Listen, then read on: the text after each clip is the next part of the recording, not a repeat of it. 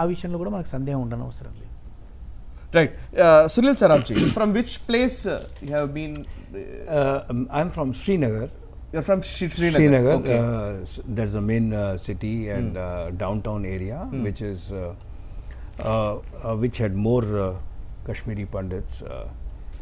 However, the story is exactly what has been repeated by Bharatji, that one particular moment, suddenly all the mosques, only single message coming from all the mosques. The same day, right? On the same time. Okay.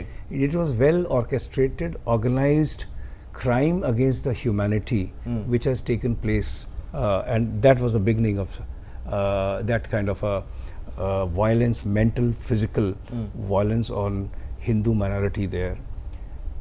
We are aborigines, we are the original people of Jammu Kashmir state. Our history goes back to more than 5,000 years old. We do not have to prove anything. We are very peace-loving people, staying there for our forefathers, our ancestors. Thousands of years of history we have. Not only the Kashmiri Pandit history is a rich history of Hinduism, Shaivism and everything, and we are living peacefully. However, this was brewing, and it has culminated into this kind of a situation in 1989, in the beginning of 1990.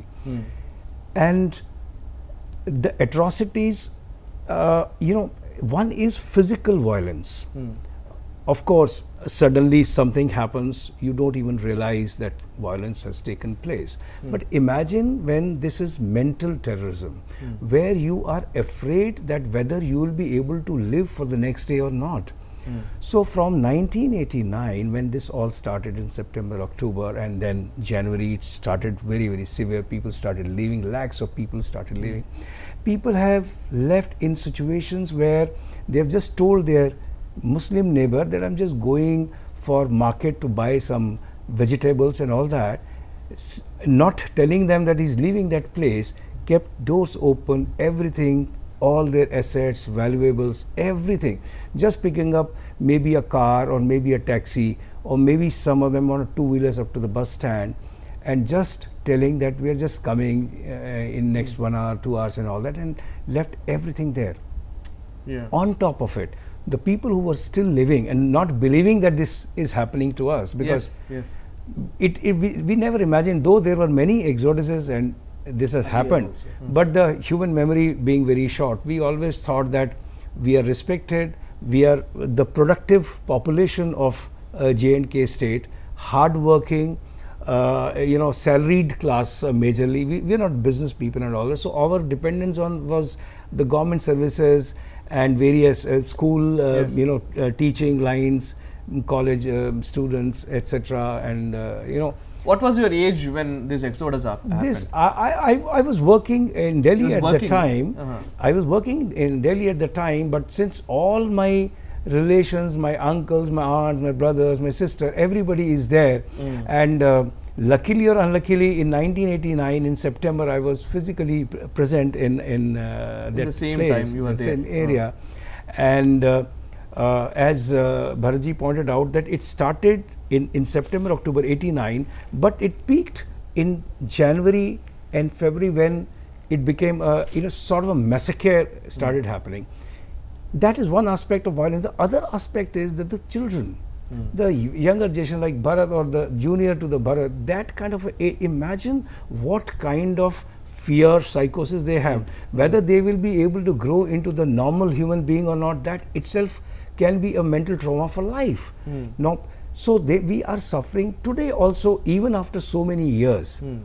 These memories, we cry when we meet together, we remember these episodes and cry on each other's shoulders, because we do not know what we have done, what is the wrong we have done as Kashmiri Pandits.